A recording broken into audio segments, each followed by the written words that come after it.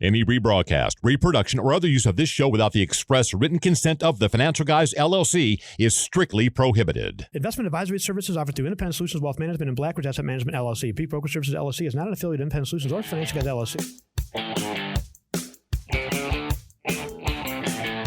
Welcome to TFG Truth, folks, where every week Mike Speraza, my co-host, and I report facts, expose hypocrisy, and espouse some common sense. And it seems like there's so little common sense out there.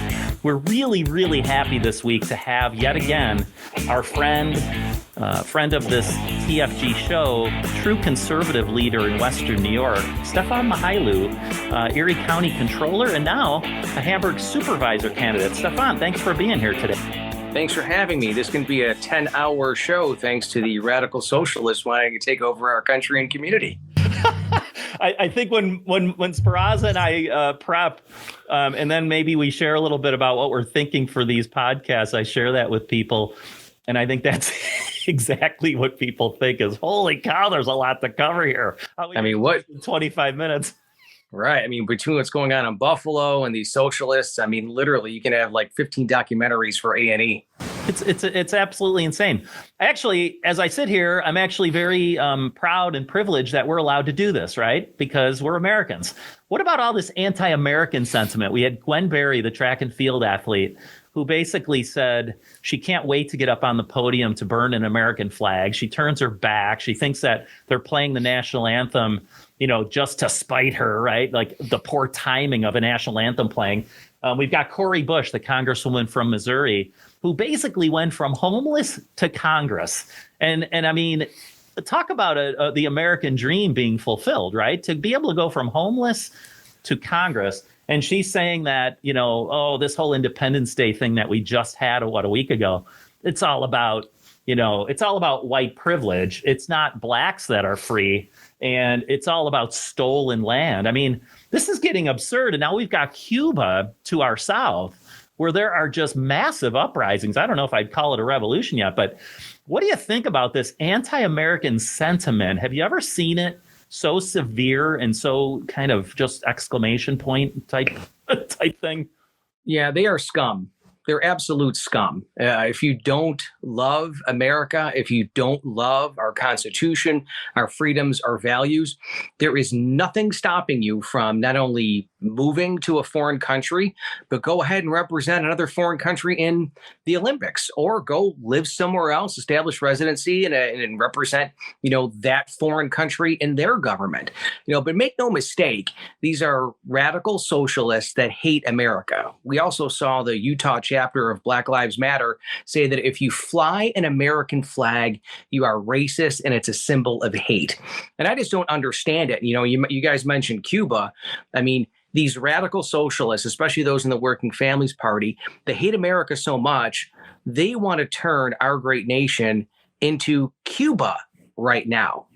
They want to turn America into Cuba, Venezuela, into a socialist state, and they're not even hiding it anymore, whether it's India Walton in Buffalo or candidates in Hamburg that are carrying the banner of the Working Families Party. Their mantra is defund police, billions of dollars in new taxes, and a shared hatred for America. So I say love it or leave it. If you don't like it, go. And that is another freedom that our country has. And here's the best part. Our country's so bad, people are fleeing to get here every day in the tens of thousands, right? That's what's so funny. We people that live here bitch and moan about it, how terrible it is, yet 99% of the world is flocking to try and get here if they can, right? Because it's the place to be. Right. Spoiler alert, it is the place to be. No matter what you say, it is. And that's why so many people are trying to get here. Yeah, save the hypocrisy and the lecture from, these 20-somethings who claim they're oppressed living in America where, they're living in their parents' beautiful basement, which is far better than the homes of many people in third world countries on their $200 iPhones, their $500 iPads, their, $200 sneakers, claiming they're oppressed. Give me a break. And you know what? If these socialists want a socialist government, go buy some land in Montana or anywhere you want, start a hippie commune and be socialist on your own. But that's what's so scary, though, is that elections have consequences. Elections have consequences, whether it's electing the squad in Washington, these four women that just despise and hate America and our values, or India Walton in Buffalo, or folks, wake up in the suburbs. The socialists and these radical progressives are coming for us in the suburbs, and they're running candidates on the Working Families Party. They've infiltrated Buffalo, and they're about to infiltrate our suburbs. Yeah, it's really interesting as we talk about this. The folks that think that they're treated so poorly, it's almost like they don't want to make the commitment that the American dream requires to move ahead, because we know that the opportunity exists for every single American. I mean, my goodness, all you have to do is look at the last 20 years. You could go through so many attorneys general in so many states, so many mayors, governors. For goodness sake, we had Barack Obama, the first African-American, president for 2 terms. And now we have the first vice president, female Black president, vice president. I mean, how could they think that the American dream is not possible? To me, though, it just seems it's about laziness. It's about, we don't really want to put the effort in. We want to replace the people that have made it with us. We'll be better. We'll be in charge. We'll be better able to dole out resources. But you know darn well where they're going to end up. They're going to end up at the highest stratosphere of society as possible. And then I guess to hell with everyone else. Like you said, Stefan, like Venezuela or like Cuba. As long as the people at the top that are in power are taken care of, and all their friends and family are taken care of, that's all they seem to care about. But we said this last week with Robbie too, and we had Robbie on the show. If we were so oppressed in this country, the athletes that were wanting to burn the flag down, or athlete, I should say, would not be on that podium, because that would only be for white people, right? The politicians would not be voted in, because you wouldn't even be able to, let alone win. You wouldn't be able to run, right? Yep. That's what's so ridiculous about it. It doesn't even make sense. And the people that buy this argument are just brain dead. I mean, of course, are there white supremacists out there? Of course there are. They're horrible people, and we don't want them here. White people don't want them here. We call them scumbags. Right. These people make no sense. It's insulting to anybody with a brain. It really is. Well, what's even scarier, though, is number one, these individuals claim to be oppressed, and they live in the greatest country in the world, where as long as you work hard and you're not lazy and not mooching off the government, you can pretty much do and be anything you want. Number two, what's scary is that a lot of these radical socialists, again, especially in the Working Families Party, they use these terms like critical race theory, and they make these programs sound so innocent and serene, but they're absolutely horrible, and they're infiltrating our schools, our towns, and even the federal government. I had a friend the other day call it criminal race theory, because these radical socialists in the Working Families Party want to teach young children, even my young children, that they're evil because they're white. I mean, this is how crazy this world is. And people ask me all the time, like, what are we going to do about it? What can we do? Well, the most important thing is to vote. I mean, look what happened in the city of Buffalo. A lot of people thought that Byron Brown was a shoo-in for mayor. And I think he's been a wonderful mayor for the past 16 years, and the city's made tremendous progress. And what happened? Nobody voted. And now we have a self-proclaimed radical socialist who wants to cut $7 million in the Buffalo as the next mayor. Buffalo will burn like Portland. Buffalo will burn and become a national laughingstock like New York City and San Francisco. So the most important thing is vote. And what even more important is to reject Working Families Party candidates and socialists who want to turn our great country into Cuba. Let's talk a little bit about that critical race theory. This is my take on that.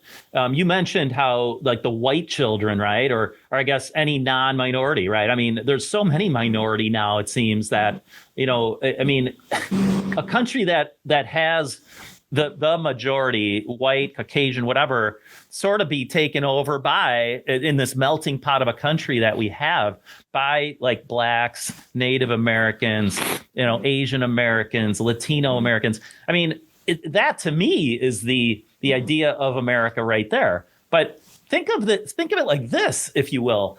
I mean, what about the kids that grow up in black, like predominantly black neighborhoods or cities? Basically, critical race theory is supposed to tell them, listen, you're oppressed, you're a victim. It immediately it puts that seed in their brains that, I'm already up against it. I mean, it's already hard to be a kid and to grow up and to get the energy, the enthusiasm to learn, and then to be told right out of the gates, like literally in preschool, that, hey, not only, as you said, Stefan, the whites, they're nasty people. They're what we call racist. You got to watch those people. But, by the way, you're a victim and you've been oppressed. And we'll explain what oppressed means. It means you won't have the opportunities that the whites have. Like, I mean, it is criminal to me to put those thoughts into young kids' brains. And the irony is, the people that preach racism and how racist our country is, and we have to get rid of racism, are now, like you just said, putting the seed in every little kid's head who doesn't even know what racism is. We're essentially teaching them that racism is everywhere and that everyone's a racist, and white people are like, you think we would we do the opposite, right? We would not bring racism into every conversation that we have at dinner, in schools, everything. They're doing the opposite. That's the irony of it. They're putting racism on a platform as much as they can, daily, hourly, minutely. It makes no sense. Yeah, it's this ridiculous woke cancel culture where people are just so angry. And I don't understand that. Living your life with such hate and anger in your heart. And that's what it really is. And that's why these radical socialists and these working families party members are so dangerous, because they say, no. We're not preaching racism. Critical race theory is about equal opportunity when it comes to professors. And it started at Harvard. And that's all it is about leveling the playing field. Wrong. They teach white children that they are evil and horrible racists, and they're the problem of why so many people are oppressed in our schools, in our communities, and across the country. So we all have this shared anger of criminal race theory, of how horrible it is to teach in our schools and to make it the policies of a lot of town governments and the federal government. And I cannot stress enough that we have to take that anger into the voting booth in November and say, hell no. We're not taking it anymore. And we cannot sit back and say, well, I'm going to share things on Facebook. I'm going to share things on Twitter. I'm going to be a keyboard warrior. Wrong. We need people to get involved in elections, and we need to stop these radical socialists at the voting booth. Because if not, India Walton will be the next mayor of Buffalo. And if Buffalo burns, like it will if she is mayor, then that will creep into our suburbs. Let's talk a little bit about the pushback that we have seen across the country, Stefan, because we've seen municipalities, I'm going to say as low as, not meaning they're not as important, but as low as school boards. And you've taken part in some school board voting and really pushing candidacies of people who are obviously opposed to anti-America and critical race theory in schools and getting masks off children and getting them back into the classrooms. And that is starting to resonate. But I can't help but always wonder, is it just me thinking that it's resonating, or do you think it truly is? Do you think it really is a wave forming that can really sort of wash over America again and make it the America we've been used to? Well, it's a wake-up call for conservatives. It really is, because people can say what they want, and I do very strongly, about radical socialist India Walton or Stacey Abrams or all these other working families party socialists. The one thing they do very well is organize. They organize. They get people to the ballot booth, and they get their candidates in office. Look at AOC or the Squad or India Walton in Buffalo. And that's why I say anyone in the suburbs, they're coming for us. They infiltrated the city of Buffalo, and now they want to infiltrate our suburban offices. And that's why we need to be just as organized as they are. We need to fight that turf and never give it up for the values that we love and the country that we love. So it's important for like-minded conservatives, and I want to develop a 10-year plan of, we started in Iroquois. We won 2 big school districts seats in Iroquois with like-minded conservatives. So how are we going to ban critical race theory and ban masks with kids? We put like-minded conservatives and fellow conservatives on school boards, exactly like that. Then we grow to town boards, and then the county legislature, and then the county executive's office. But it starts at the local level. So I think there's a lot of hope for us, but radical socialists like India Walton winning in Buffalo and AOC winning a congressional seat, it better be a wake-up call for us, all across Erie County, that we need to fight just as hard and basically replicate their playbook and win these offices. Agreed. I think, though, what's so hard, say this, and we'll get into this a little bit later with Tucker Carlson and social media and text messages and all that jazz. But what's becoming increasingly hard is my generation and the generations below me, all they do is read crap all day. So they don't even formulate a proper opinion because they read crap all day and don't think outside the box. That's the biggest problem. These ideas that these socialists come up with, if you just thought outside the box for 20 seconds, you'd be like, oh my God, that's the worst idea I've ever heard. But we don't, right? Like my generation won't do it. They refuse to do it. What they'd write, oh, that's a good article. Yeah, free stuff. That looks good. Okay, let's do that, right? They don't think about anything. Defunding police. It's the dumbest idea in modern history. Dumbest idea. There's never been one worse. And for some reason, my generation thinks that's the golden ticket to fixing our problems. It's just not. Yeah, I mean, again, these radical socialists don't even hide anymore. I mean, if you look at the Working Families Party platform in New York State, they have two main goals. Number one, raise taxes by $94 billion and defund police. And what happens when communities defund police? Violent crime goes up. Murder goes up. Crimes against, the most vulnerable of our society skyrocket. So be careful what you wish for. Because if India Walton and these other socialists are successful in November, Buffalo and our communities, mark my words, will burn. And it will burn permanently. And you're right, Mike. All of these theories and these ideas and these mantras, they sound good, but when you actually implement them, they're terribly damaging for families, our tax base, and our communities. And look no further than Cuba. What are people protesting in Cuba? Socialist and communist rule for decades because the government controls everything. Well, careful what you wish for, because if we stay home and we don't vote and we don't organize, then we get the India Waltons of the world.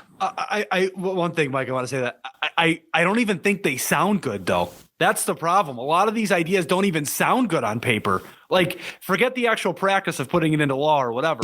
Defunding police doesn't sound good from top to bottom. Never did, never will. Right? I don't even know how you could have a legitimate IQ score brain and think that's a good idea. I really don't. But now they're open about it. I mean, if you go to the Google machine, type in Working Families Party Defund Police. It's right there. It's the main part of their platform. And there's so many Democrats across Erie County and across New York State that are running on the Working Families Party line. They are their party's representative. And their main goal in New York State is raise taxes $94 billion and defund police. So we need to wake up. We need to get to the ballot box in November the same way a lot of these radical socialists did for the primary and just win these races in November. I mean, our communities and our country depends on it. Yeah. The problem remains that these socialist-minded people like India Walton, they think that they'll just do it better. Let them do socialism and communism in Buffalo because it'll turn out far better than Venezuela and Cuba. Don't worry, we can do it better than them. It's worked so well in so many places. Oh, look at the protests. They cancel. They cancel culture. They erase history. They don't want you looking back at and they don't even want you to see what's going on in Cuba right now because they're afraid, like, oh my God, that could blow up our whole initiative here. But I don't even think it's a political or a conservative or a liberal type argument. I think we can all just boil it down to the way we live our lives. I tend to be positive. I tend to look on the bright side of things, even in tough situations. Life is hard. But you know what? Even those struggles are a blessing because you learn, you grow, you become a better person. I choose to be happy and positive. I never met more miserable, angry, sorry sacks of people in my entire life than a lot of these on the radical left. They're just angry all the time. And that's a sad, pathetic way to live a life, being so angry and on social media. And that's a big problem is social media, is that you can just vent and be angry and you get like-minded, morons on Twitter. Yeah, you're right. Way to go. And they retweet you and you think you're whole. But again, I think it boils down to just having just angry, miserable people trying to take their hate and their anger and their horrible life and inflict it on us because they're not happy. Well, screw you. Yeah. Stay in your mom's basement and live your life. And if they put a tenth of the time they put into tweeting at people like you, Stefan, you know how they tweet at you all the time. If they put a tenth of the time into going to get a job that they liked, or, you know, raising a family, or you name it, playing a sport, whatever it is, they'd probably be in a lot better position. Instead,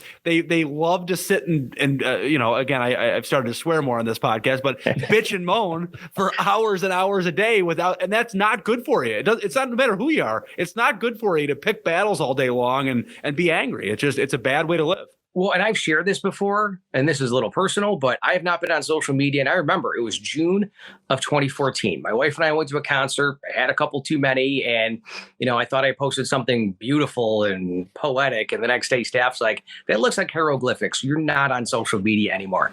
So I actually have staff update my social media. I don't know the passwords to it. And it's been just a wonderful, beautiful 7 years. You know, even, you know, I try to live my faith as best as possible. And that's what drives me crazy about a lot of these, you know, so-called keyboard warriors and these leftists and these socialists who think they're battling racism. They're making the world better on Twitter. I engage in prison ministry. I tried my best to live my faith. And, you know, we offer prison retreats twice a year, 4 days a week. And I'm trying my best to help the least of society become better Christians and become better men. And those 4 days in prison without a cell phone are the most beautiful, peaceful 4 days of my life. So good for you. That's my story, and I'm sticking to it. There you go. Hey, let's turn to one of our favorite topics, New York State. You know, I was laughing because, you know, Mike, you said it earlier. A lot of people just can't wait to get to America, right? They think that we're literally the shining light in the world, and a lot of people aspire to be here and live the American dream. A lot of us that live in New York State, now if you go into this country, a lot of people are starting to say, oh my gosh, it's so oppressive in New York State. It's getting more and more, not so much about the weather and the snowbirds saying, oh, it gets too cold, too much snow, and not even the taxes. I'll often talk to my retired clients and say, honestly, on the income tax side, it's not a terrible place to be for most retirees. We can often build plans that are pretty tax efficient for people that remain in New York. But now it's about the oppressive feeling people have, the invasion of all of our privacies, this power trip that our governor, Andrew Cuomo, has been on.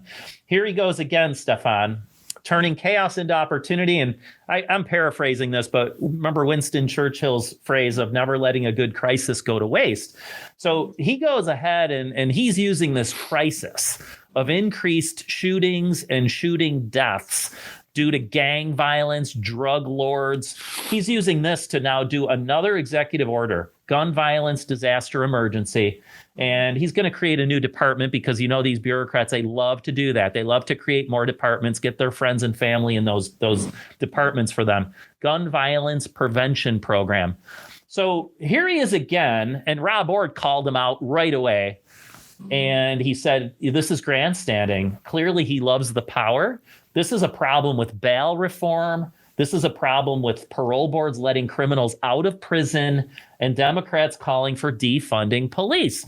So, Stefan, what did you think when you saw yet again our governor trying to wrestle more control away from our legislature and doing another executive order, this time on gun violence? Well, every time I think of Andrew Cuomo, I think of him needlessly killing thousands of seniors by sending those stricken with COVID back into nursing homes around other healthy seniors. And he profited more than $5 million and yet led to the deaths of many senior citizens, first of all, and then profited $5 million from his book deal. You know, you talk about crime in New York State, no bail. You know, it's blaming guns for the fact that there's no bail, that violent criminals, it's basically a revolving door in New York State when it comes to committing crimes against people and then walking right back out on the streets. And I talk to police all the time. That's a big part of my platform as an elected official, is to fully fund police. And law enforcement tells me stories all the time. Just this past Friday, one member of law enforcement had said they were making major drug busts and making a big dent in moving drugs from the southern tier into the city of Buffalo. And they're not being charged or prosecuted. And so Governor Cuomo wanting to blame guns for surges in violent crime crimes. Well, surprise, surprise. Look at what happens when you enact legislation that benefits hardened criminals and makes our communities less safe. Surprise, surprise. What do you think's going to happen? And trying to institute an executive order to ban guns. It's a great headline. It's a great press release. But when you defund police and favor criminals and, no bail in New York State, our communities are less safe, and it's not because of gun owners, responsible gun owners in New York State. Well, and I love it too, because right, exactly. We're putting guns in this big pot of everything, and we're not separating criminals, we're not separating illegal guns, we're not separating. Look, the other thing too, anybody that knows drugs. People that are on drugs or do drugs tend to do very bad things, either to get the drugs or because they're high and they feel like they're above the world and they can do whatever they want. I don't understand how nobody, maybe they are in Albany standing up to him, but how is that not a conversation immediately when he says this executive order? Like, no.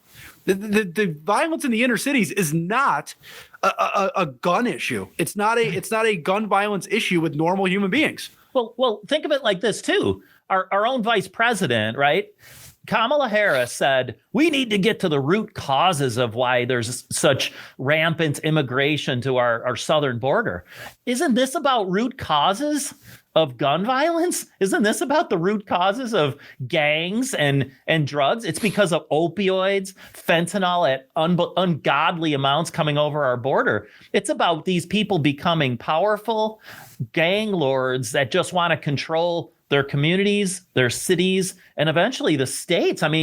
This is like, talk about lack of common sense, total hypocrisy, total avoidance of facts. Everything that we're against on this podcast, you could wrap it all up in this one topic. They don't look at root causes of this. They think it's like saying, Stefan, and here, like Ford Motor Company, right? It's always been a big presence in Western New York. It's like saying Ford is producing more vehicles. Oh, the DWI should all be attributed to Ford Motor Company because, boy, they're evil to keep producing these motor vehicles and getting those motor vehicles on the road. It's absurd. Right. Well, very tragically and sadly, there was a 3-year-old boy shot in the head and eventually died in a quadruple shooting in the city of Buffalo on the 4th of July. I didn't see a single march. I didn't see a single protest. I didn't see Black Lives Matter storming City Hall and storming downtown Buffalo over the outrage over that. And let me just ask one question. Would Governor Cuomo's edict, this executive order of banning guns and all of this gun control, would that have stopped, thugs and gangbangers from tragically killing this 3-year-old boy? Absolutely not. And it's outrageous and just horrible. I feel, as a father of young children, I feel for that family. And yet, where's the outrage? Where is it? I don't see it at all anywhere in the city of Buffalo or across New York State, or the senseless crime. But that crime is not going to go down by banning guns. All you're going to be doing is taking firearms from safe, legal citizens who carry firearms through the proper permit process and put more illegal guns in the hands of criminals. Yeah. I want to get my partner's blood boiling a little bit. So, Speraza, how do you feel about some of your private texts, maybe some of your maybe private emails, if you have like Gmail accounts and so forth, being monitored and maybe you being silenced? I know this really got you going, and we definitely wanted to get Stefan's thoughts on this whole idea of social media companies, government, basically, watching and literally like seeing and listening in on some of our own private conversations, so then they can censor us and say, hey, you can't spread that anti-vax sentiment, or you can't tell people about the side effects of these vaccines. So what do you think about that? First, you, Sparas. I don't know if it's because I'm battling a cold right now. I'm just extra irritable today or what, but what to me, what's insane is like, what's next? They put a camera in your house and they tell you what you can and can't say at the dinner table. Like, is that the next thing? Because if I want to tell my friend, I wouldn't recommend getting the vaccine. You're 29 years old and very healthy, mm-hmm. and the stats show that you would survive if you got sick. Is that misinformation? The fact The facts prove that 99.9% of people my age, or 99.97, whatever it is, have beat coronavirus if they've gotten it, right? Now they're going to monitor your text messages to say, nope, that's not factual. Nope. What's next? That's my fear. What's next with these people? Right. Well, and look, it's happening now. Real quick. So misinformation, I just love that word because that's not saying anything is false necessarily. All it is saying, wait. That's not the information that we are espousing, right? That's not what we've got going. So misinformation is anything they are not saying, right? Those that don't want us to talk. But it's happening now. I mean, look at the national level. Look at Tucker Carlson. There is no doubt in my mind that federal agencies, whether they were doing it inadvertently or stumbled upon communication and his communications in trying to secure an interview with Putin and Russia, but there is no doubt in my mind that Tucker Carlson was spied on. And this is the United States of America. Scary times. Yeah, and he's literally, and I think literally, we might opine about it, but I think literally he's maybe the most prominent conservative talk, guy out there, gal, whatever. I mean, it used to be Rush Limbaugh, right? God rest his soul. Now you've got Tucker Carlson, I think, really taking on like almost a number one. This guy's brilliant to me. I've always liked Tucker because of his interviewing. He brings on people to debate the facts, and I agree with you, Stefan. I mean, when you start going after one of the most prominent people, not only in media but in the country when it comes to conservative talk, I mean, we're clearly. I always used to say, I just hope I'm kind of a small enough fish out there. I'm going to be under the radar, right? I don't think any of us are under the radar anymore. Well, you have to think, I'm going back to something that Mike had mentioned before when it comes to, the socialists and their ideas are so bad. Radical socialists and liberals and extremists and those in the Working Families Party, they cannot defeat us in the arena of ideas. Right. Why? Because their ideas destroy America and they destroy our communities and they destroy our country. Defund police.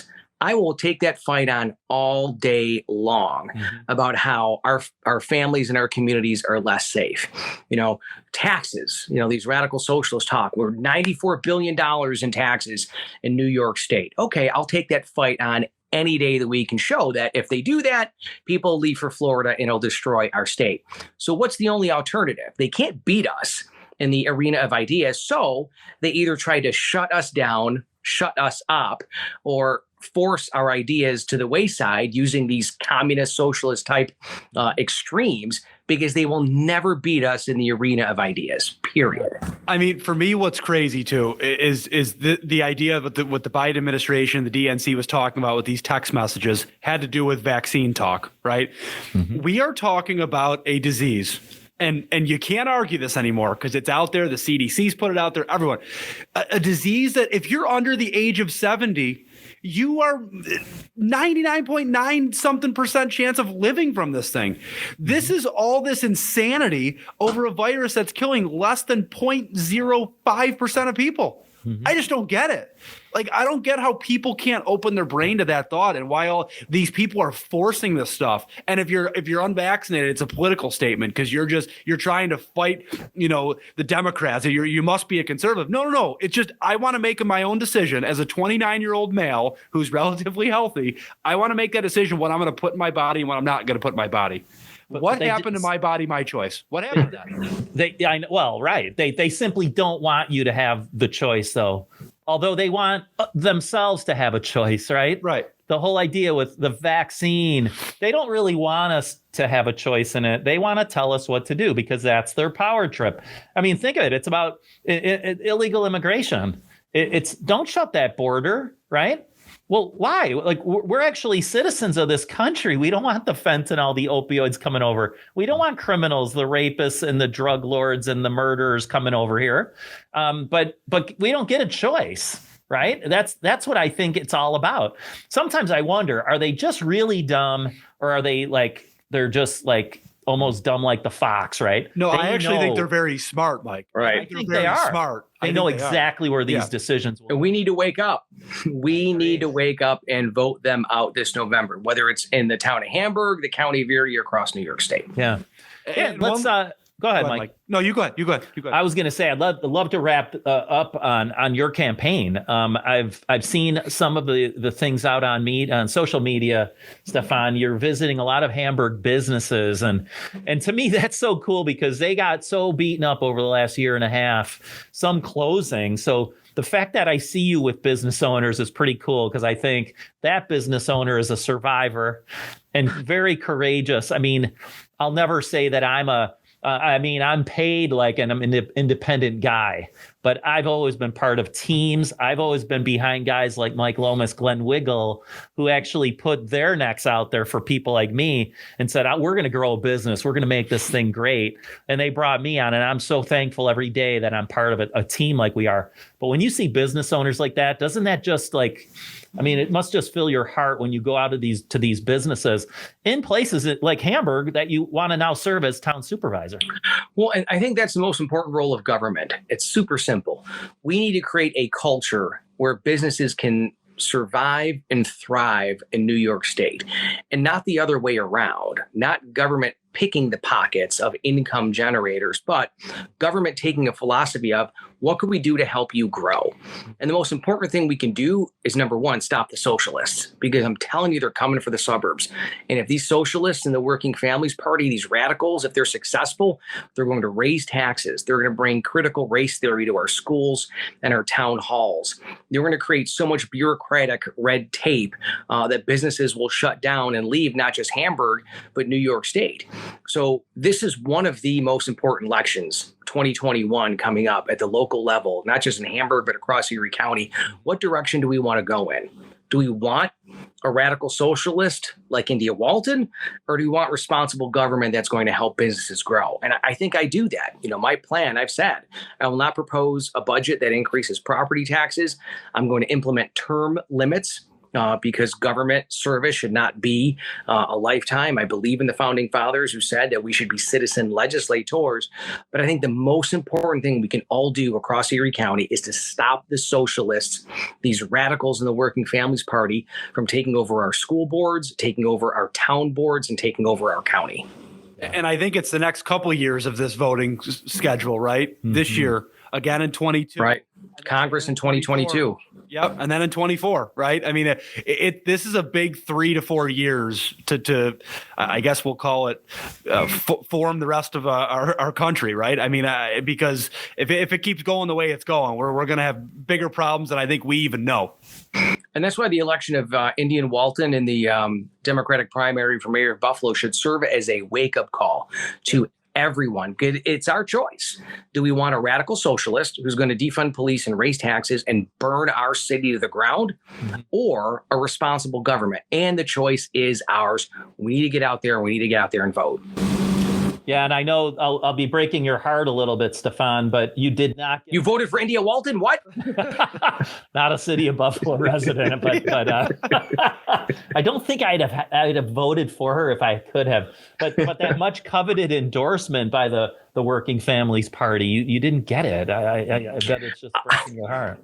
I would never, ever, if it meant not being on the ballot, then accepting the Working Families Party nomination, I would never, ever accept a nomination from them. Again, they are very open about their main policy platform to defund the police.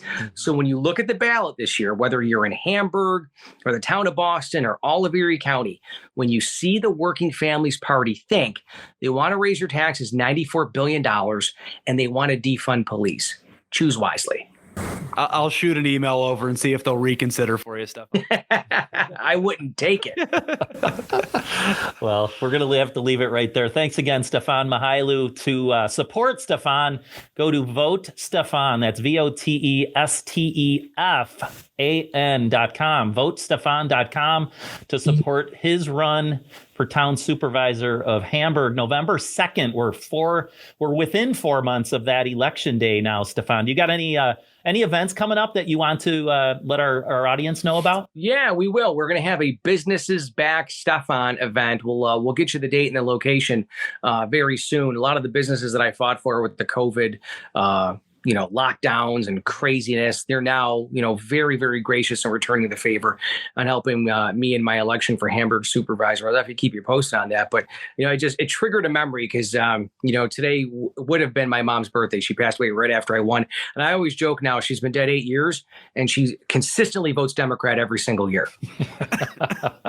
I don't get her vote this year, but some Democrat will. Yeah, I'm sure they will. Oh, God bless her. Thanks again for joining us, Stefan. You got it. All right. That'll do it for us, folks. Thanks for either listening and or watching us here on TFG Truth. Again, a great thanks to Stefan Mychajliw for joining us. A great, great conservative, a leader, someone who's outspoken, not afraid to get out there and battle for us. And that's what we're all about, folks. Keeping up the fight. For my co-host, Mike Spraz, I'm Mike Hayflick. We'll talk to you next week.